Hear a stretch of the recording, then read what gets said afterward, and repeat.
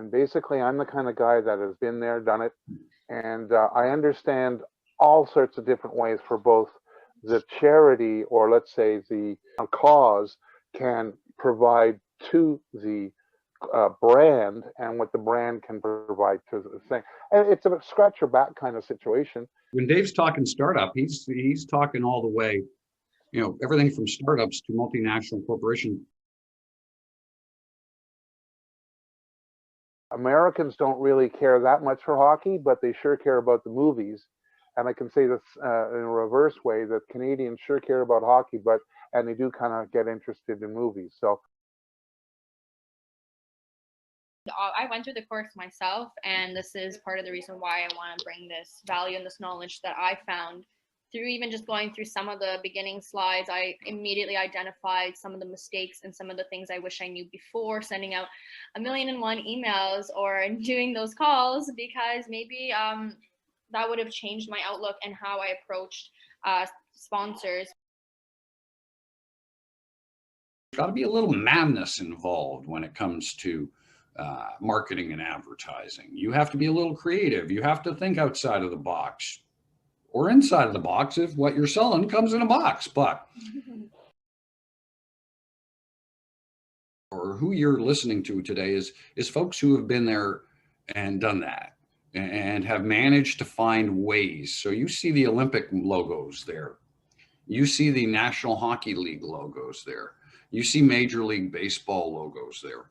And those were all in partnership with a long-term client of Mr. Rodgers, Kraft Post Cereals, through the agency Burris Neiman and Associates, where I met Dave in 1993 and worked and collaborated with him on many of the projects that you see here, although Dave took the lead in many of them. That's the first project that Dave and I ever worked on together, Be a Player magazine, as you see, Kraft. That was sponsored up Fleer. We had everybody you could imagine from the world of professional sports involved in that. But then, as you see, Mr. Rodgers also got involved in other aspects where he helped develop an off-ice iteration, a family fashion show that drove profits and benefits back to local communities in the Montreal neighborhood. Great event, still a great event, fashion shows. Like most of you, none of us have an idea of what we're doing when the first time we're doing it. People think about pro sports and big ticket entertainment, and they see those $1 million contracts. What they don't recognize is that is literally the tip of the melting iceberg. The vast majority of people who are involved in arts, sports, and culture do it on an amateur basis. I work in the movies, and yet I don't like going to movies. I don't even like watching movies on television. I like making movies.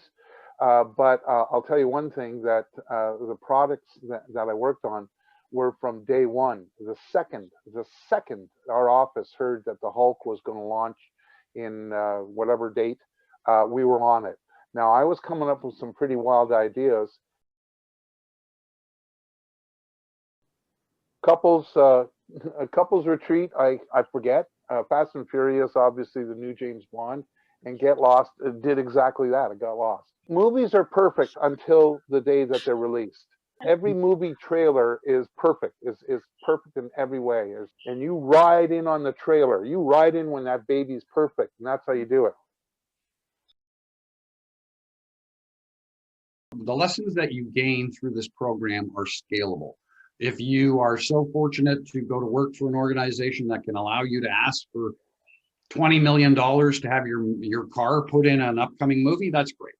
But more likelihood, what we hope this is that you will have the confidence to write that first email, as Greta said, that said, listen, we're trying to do something. We need $1,000 to run this event. Can you give us $100?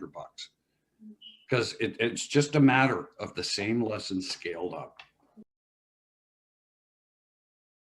So the course itself is 26 lessons with over 270 slides of valuable information that you'll receive through your email. And the lessons walk you through in a strategic manner from the start to finish of sponsorship one-on-one. So within the lessons, there's always sidebars and tips included to really nail it when you're approaching your next target sponsor. But when I went through the course personally, I really enjoyed lesson 13, as you can see here. So the think global, act local model to follow. So to make large scale impacts happen with your sponsorships.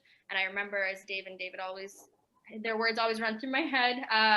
And a few local events spread through the country turns it into a national event, and that is something that creates a bigger picture for your efforts. So, it's in a presentation style too.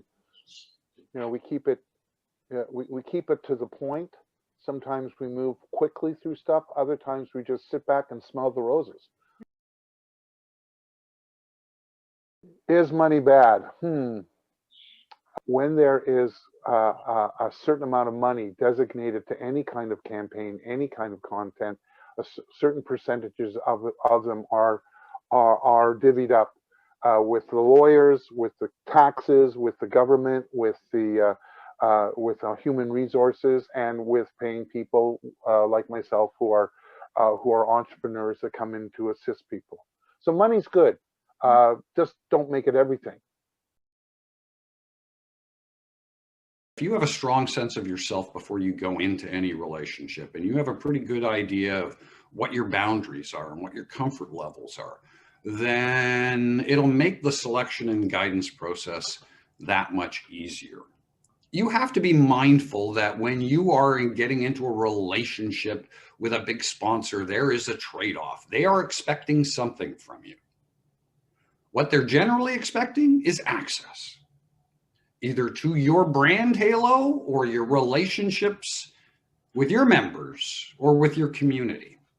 As long as you can see eye to eye with them, as long as you can be honest with them going into that relationship, it's like, be clear. So no, I truly believe that you can involve and partner with large organizations in a 1 + 1 = 3 scenario where they benefit, you benefit, in the overarching cause that you all agree upon, environmental advancement, is the key winner in all of it. So why do sponsors sponsor, and what do sponsors sponsor? It's all about them, meaning they want to be seen as doing the right thing, right? Virtue signaling. And the other reason they're doing it is getting opportunities to market their brand. And by market, I mean sales, PR, social media captures, getting likes. So that's why they sponsor. It's to benefit themselves. But you also have to understand that there's a new generation of leadership. There's sustainability officers, there's CEOs who've been trained at organizations like Western Center for Environment and Sustainability, of which Greta is a graduate, who have been taught that a healthy bottom line is a green bottom line. We have to find creative ways. We have to save our environment. We have to do that. Everything has changed. What I hope to do in the presentation is show you a couple different ways that you can work with it. Oh, yeah.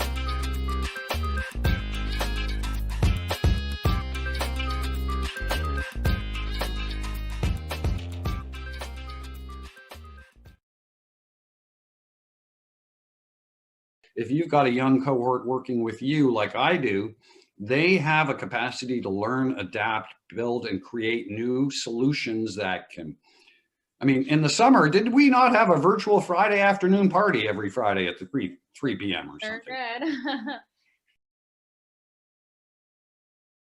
The biggest sponsorship tip, I believe, is to believe in what you're selling. 80% on time is better than 100% late. How do I keep my team spirits and morale high after the many rejections we face?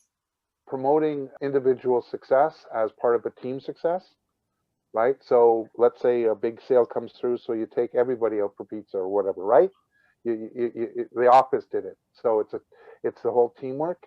I think there's enough energy and passion. If you're talking to the clients with passion, you're obviously talking to your employees with passion, and they're there for a reason, for passion. And if they want to make $1 million or whatever the case may be, they can go work for Google, which is cool. But in our neck of the woods, it's about helping save the world, and what more can we ask for as a goal? All right, Dave, since I'm still a student and learning with from the big world of sponsorships, how do I divide and conquer my quest while chasing down who to reach out to and how? Okay, it's the fine art of chasing. You start off with a super email, and you get your act together. You go for a little hanging fruit, which are people you've dealt with before. But once again, we have to breathe a new urgency into our role. Then you choose the top 10 that makes sense to go after. You also communicate with ad agencies. You use LinkedIn to communicate targeting, marketing. But when we talk about a chase, if you're running a local grassroots group in Georgetown, Ontario, you can apply these same principles to that same audience of potential sponsors. They may be more geographically located, but this kind of lesson is equally scalable up if you're fortunate to have that responsibility, or scaled down if the McDonald's that you're talking to is a local franchisee owner in Exeter, Ontario. Here's a tip we're going to throw out to you. Go to any company that trades, in the world, and go download their last financial report. Their financial statement. There'll be some sort of propaganda in there about sustainability or the environment or whatever the case may be. Here's a teaser. I will tell you about a website that you can go to and get the email and phone number of some of the top people in the world as it relates to finding the right people in the right spot. The second thing is search terms like sponsored by, followed by sponsors brand names. Searching is really important. Man, when I was in the game, I used to watch. I used to read 8 a day, and I just open them, look at them. Oh, that's interesting. Boom, boom, and that's how you get to know. Information is power. And last but not least, have they sponsored events in the past? Compare those events to your own, and look for better ways that you can offer more value. You are a water keeper in Lake Erie. You've never done a sponsorship before. Check to see who's supporting the Lake Ontario water keepers, and that can help. A like with like kind of scenario that also comes in handy. Sorry, you're going to learn so much in this, man. This is so exciting. Yeah, it's just 5 slides that I'm going through. Imagine all the rest of them. If we're talking large organizations, most of them today have something within their communication or their organization called corporate social responsibility. And that's one of the key pieces that, in fact, they tell you exactly what they sponsor. Many large corporations grant through philanthropic granting entities within their organization. Well, why do they do that? They want to be seen by the average Canadian as being on the right side. Will they get a little bit of your halo rubbing off on them? We don't want to greenwash them, but we don't mind if they're seen to be better, slightly better, because they support a good organization in the local community. Who would have thought that over 55s are more supportive of recycling than 16 to 24? So know who your audience is. Who would have thought that 20 years ago, a brand like Ensure which was meant as a medical treatment support, is now being marketed as a protein supplement. And that went from 85-year-olds down to 45-year-olds. There is still a generational gap in the key decision makers in large organizations tend to be older, but I can tell you that the middle managers today recognize that youthful employees, youthful customers embrace environmentalism to a degree that is more significant than any generation that came before, which portends very well for everything that we're going to be talking about in the course. There are educational opportunities that schools look out for. There are YMCA classes. There are dance classes that want to look at environmentally good ways to eat.